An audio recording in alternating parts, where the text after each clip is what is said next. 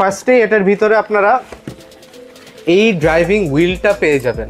এটার পিছনে আপনারা শিফটারটা পাবেন এবং এখানে কিন্তু শিফটার এবং আপনাদের যে প্যাডেল আছে, অ্যাক্সেলারেশন আছে এবং ক্লাচ আছে সেটা কিন্তু পিছনের এই সাইডটাতে আপনারা কানেক্ট করবেন। এই হুইলের উপরে কিন্তু আপনারা বিভিন্ন ধরনের বাটনস দেখতে পাবেন। এখানে আপনাদের যে ডি প্যাড আছে সেটা দেখতে পারবেন, জয়স্টিকের বাটনগুলো আছে, আর এখানে একটা রোলিং হুইল আছে, এটা দিয়ে আপনারা বিভিন্ন ফাংশন করতে পারবেন। অ্যান্ড এই মাথাটা যাদের টেবিলে অ্যাডজাস্ট করতে সমস্যা হবে তারা কিন্তু এটা টান দিলে এভাবে ছুটে আসবে।